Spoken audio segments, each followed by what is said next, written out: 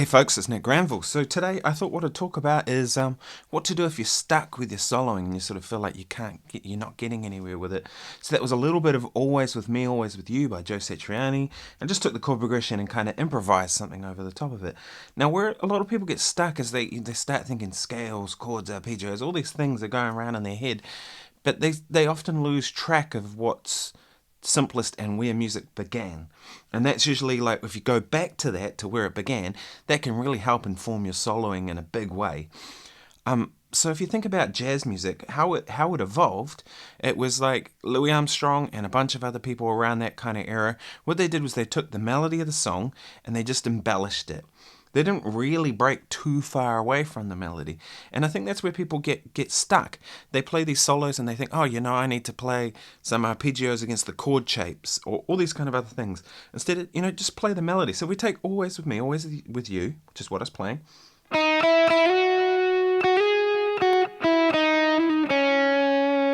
Right, that's your first melody bit, right? If I'm playing a solo, I probably want to reference that at some point in my solo, right? So I might, for example, do something like, instead of playing it there, I might go...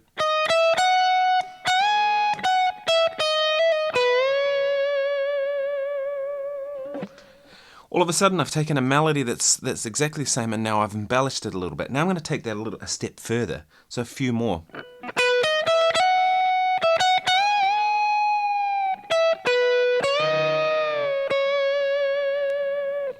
Right, now I'm going to take the same melodic idea, but I'm going to play it somewhere else.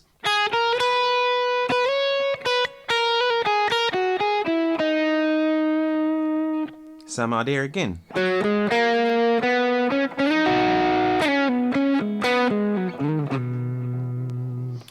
So you see, out of that melodic idea that was just something that I took from the melody, I can come up with all these other phrases. Now they sound related to the original. This original idea, new idea, and this connects over to this, right?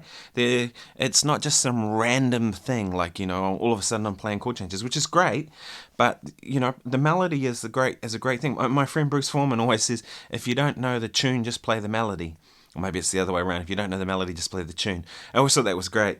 A lot of times, because people don't think about this, they go, oh, okay, well, I need to know all these different things. But, just embellishing on the melody. I'll give you an example.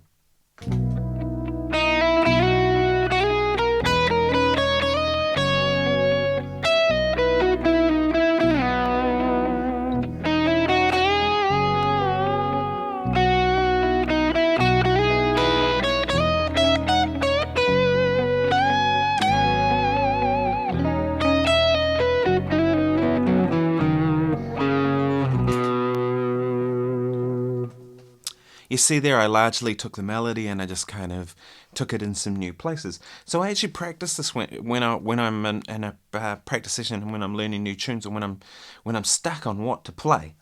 I'll just take the melody and see how many ways I can play that, right?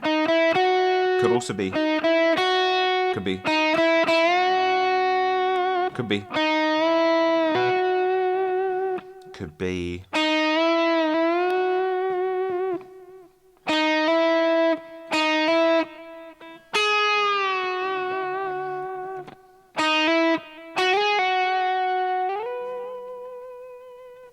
Put another note on the end, but you get the idea, right? And out of that, now I'm coming up with all these new melodic ideas.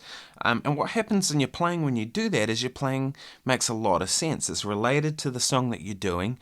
Your ideas become more musical rather than a detachment from the music.